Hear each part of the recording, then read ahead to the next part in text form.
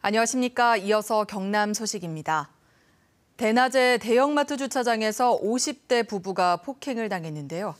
폭행 현장이 담긴 폐쇄회로 TV 화면은 식별조차 어렵고 현장에는 보안 요원이 있었지만 초동 대처는 제대로 이루어지지 않았습니다. 주차장 범죄는 갈수록 늘어나고 있지만 대책은 미흡하다는 지적입니다. 차주아 기자의 보도입니다. 경남 창원의 한 대형마트 주차장 폐쇄회로 TV 화면. 성인 4, 5명이 모인 형체만 보일 뿐 무슨 일이 일어났는지 알아보기 힘듭니다. 50대 부부가 한 40대 남성에게 폭행당하는 순간입니다. 부인은 늑골이 부러져 전치 3주 진단을 받고 병원에 입원했습니다. 저 혼자 카트길을 밀고 가고 있는데 그분이 저를 보자마자 폭언을 하고 욕설을 하고 밀리고 밀치고 중간에서 제어를 하다가 상해를 입게 되었습니다. 경찰 조사 결과 폭행 장면을 확인할 수 있는 CCTV는 현장에서 20m 이상 떨어진 곳에 설치된 CCTV 한 대가 전부. 그마저도 모자이크 수준의 저화질입니다. 현장에 보안 요원이 있었지만 폭행을 제지하지도 경찰에 신고하지도 않았다고 피해 부부는 말합니다. 그 자리에 서 있기만 했습니다.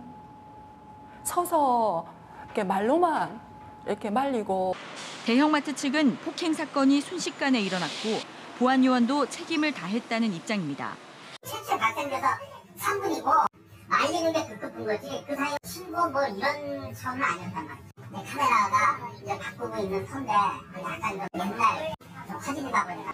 대형마트 주차장을 포함해 전국의 주차장에서 일어나는 범죄는 한 해 2만여 건에 이르지만 주차장 보안 대책은 여전히 허술하기만 합니다. KBS 뉴스 차주아입니다.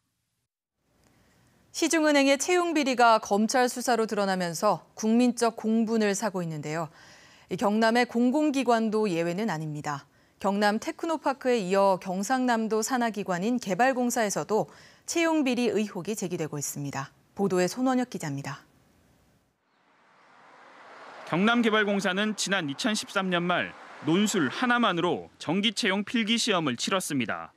그동안 이어져온 채용 방식인 직무 관련 전공 분야와 영어, 상식 시험 등을 갑자기 없앤 겁니다. 서류 전형도 생략했고 자격증 보유나 경력 유무 등 지원 자격 요건도 없앴습니다. 이렇게 최종 합격한 인원은 정규직 6명과 계약직 2명 등 모두 8명. 이 가운데 전 국회의원의 운전기사를 비롯해 홍준표 전 경남도지사의 외곽 조직으로 알려진 산악회 활동을 한 인사와 그 자녀가 포함된 것으로 전해졌습니다. 네, 주위의 사람들이 본번으로 좀 참석을 해주면 안 좋겠나 이랬어요. 그래서 한 번 딱 자리에 가고 그 이후로는 가보지는 못했어요. 합격자 가운데 한 명은 보통 10년, 길게는 15년 걸리는 직급 승진을 4년 만에 초고속으로 하기도 했습니다. 경남개발공사는 인사규정 시행 내규에 사장은 필요시 시험 과목을 채용 여건에 따라 조정할 수 있다며 규정을 어기지 않았다고 밝혔습니다. 하지만 5개월 뒤 다시 진행된 경남개발공사의 정기 채용은 전공 분야 시험 등 기존의 방식으로 되돌아갔습니다. 2013년 말 단 한 차례만 변경 적용된 채용 시험이 특정인을 염두에 둔 것이라는 의혹이 나오는 대목입니다. 단답형으로 사진 쓴다형으로 하다 보니까 애들이 들어오면은 문서 기한이 안 되는 거라. 산악회. 저희는 저희들이 안 숨었잖아요. 저희는 저희들이 안 숨었잖아요. 필기시험 합격자 경쟁률만 최소 30대 1, 최대 150대 1까지 치열했던 경남개발공사 채용시험. 무엇보다 투명해야 할 경상남도 산하공공기관의 채용시험에 특혜 의혹이 일고 있습니다. KBS 뉴스 손원혁입니다. 허성무 창원시장 당선인이 시정 첫 현장 점검으로 어제 해양신도시를 찾았습니다. 허 당선인은 이 자리에서 다시 한번 해양신도시 전반에 대한 재검증을 시사했습니다. 이대원 기자입니다. 허성무 창원시장 당선인의 해양신도시 공약은 크게 두 가지입니다. 건설업자들이 요구하는 3,400억 원에 달하는 공사비가 진짜 맞는지 검증하고 동시에 공영 개발을 위한 시민 공론화 과정도 거치겠다는 겁니다. 우리 시민들과 함께 공론화를 통해서 우리 시의 가장 적절한 대안을 찾아야 한다고 저는 봅니다. 물론 저도 개인적으로 스마트 시티라는 대안을 가지고 있습니다. 선거 이후 허 당선인이 가장 먼저 점검에 나선 곳도 아산해양신도시 현장입니다. 하지만 허 당선인의 구상대로라면 오는 2020년 본격 개발 계획에 상당 기간 지연이 예상됩니다. 실제로 지난 3년 동안 2번에 걸친 민간 투자자 모집에 실패한 데다 지난 1월 같은 조건을 내건 3차 공모도 성과 없이 끝날 가능성이 높기 때문입니다. 공모에 응모해서 들어왔다는 것 뿐이고요. 그것은 이제 바뀐 시장의 철학에 맞게 다시 들여다볼 수 있는 것이기 때문에 정부의 국고 지원도 확실치 않은 가운데 당장 내년 말 전체 공사비 3,400억 원 가운데 1,240억 원을 갚아야 하는 상황. 사업 지연 시 건설이자 포함 매년 70억 원 가량의 추가 사업비도 적지 않는 부담입니다. 이런 사정 때문에 이웃도시 부산의 경우 개발 지연 등의 이유로 용호만 등 대규모 매립지에 결국 주상복합 단지 개발을 허용하기도 했습니다. 이에 따라 허성무 당선인이 개발 지연에 따른 시민들의 피로감을 어떻게 끌어안고 공영 개발의 큰 그림을 그려나갈지 관심이 쏠리고 있습니다. KBS 뉴스 이전입니다. 이번 10대 경남도 의회의 마지막 회기가 어제부터 시작돼 8일간의 일정으로 열립니다. 이번 지방선거에서는 도의원으로 제출마한 29명 가운데 9명만 당선됐습니다. 마지막 경남도 의회의 모습을 영상 뉴스로 보시겠습니다.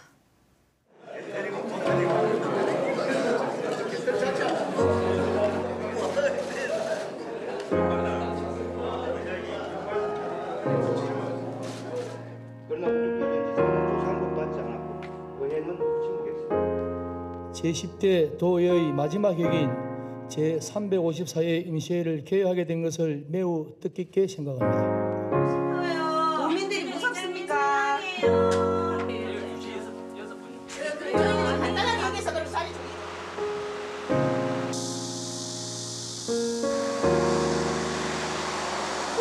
핵정인을 왜 만들었어?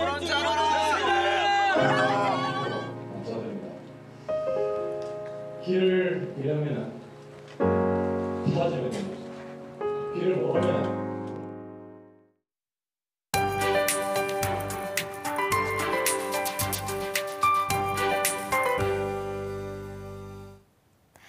어제는 비 덕분에 날이 종일 선선했지만 오늘부터는 또다시 더워집니다. 당분간 30도 안팎의 불볕더위가 기승을 부리겠는데요. 오늘 창원의 낮 기온 29도까지 오르겠고 내일과 모레는 31도까지 오르는 등 주 후반까지 더위가 쭉 이어지겠습니다. 하늘이 맑아지면서 햇볕은 또다시 강렬해지겠습니다. 역시나 자외선 지수가 매우 높은 단계까지 오르겠고요. 오존 농도도 나쁨 수준을 보이겠습니다. 장시간의 무리한 야외 활동은 자제하셔야겠습니다. 오늘 경남 지역은 종일 맑은 하늘이 이어집니다. 아침부터 볕이 강해서 기온도 빠르게 오르고 있는데요. 동부 지역은 창원과 김해, 밀양이 20도로 출발해서 한낮에는 대부분 30도를 웃돌겠습니다. 경남 서부 지역은 현재 기온 20도에 약간 못 미치는 수준이고요. 낮 기온은 30도 안팎까지 오르겠습니다. 오늘 바다의 물결은 남해 동부 먼바다에서 최고 2.5m까지 높게 일겠고요. 해상 곳곳으로 안개가 짙겠습니다. 이번 주말까지는 맑고 뜨거운 날씨가 이어지다가 다음 주 화요일쯤 장마 전선의 영향을 받아 비가 내리겠습니다. 기상정보였습니다. 어제 저녁 6시 45분쯤 창원시 내서읍의 한 단독주택에서 불이 나 25분 만에 꺼졌습니다.